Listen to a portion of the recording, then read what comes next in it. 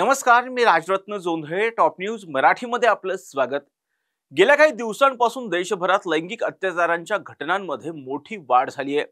अमेरिकेत पीएचडी करणाऱ्या 29 वर्षीय रिसर्च स्कॉलरनं एका तरुणीवर अत्याचार केल्याची धक्कादायक घटना मुंबईच्या वांद्रे परिसरात घडली. या घटनेनं परिसरात एकच खळबळ उडाली.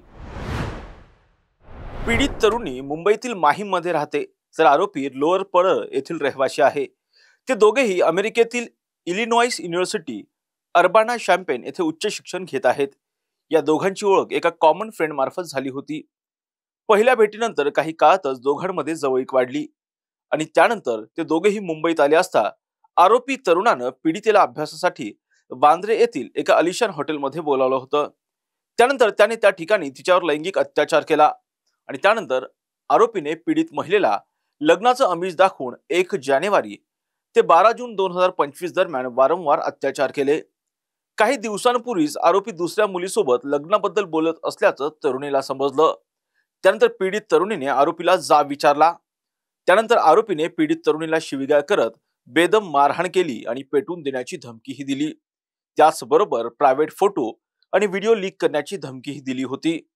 मानसिक आणि शारीरिक त्रासाला कंटाळून तरुणीने अखेर घडलेली आपबीती तिच्या आईला सांगितली आणि त्यानंतर तरुणीच्या तक्रारीवरून आरोपी विरोधात गुन्हा दाखल करण्यात आलाय.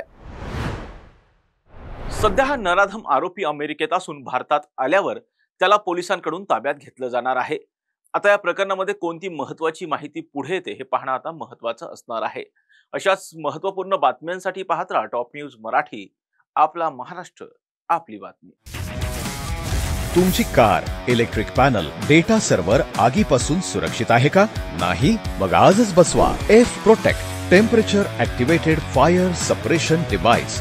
यामध्ये आहे eco friendly non toxic pressurised liquid, जे आग लागल्यास क्षणार्धात ऍक्टिव्हेट होऊन आगीवरती मिळवते नियंत्रण. बसवण्यास अतिशय सोपे आणि सुटसुटीत टेकालिपचे एक दर्जेदार उत्पादन एफ प्रोटेक्ट.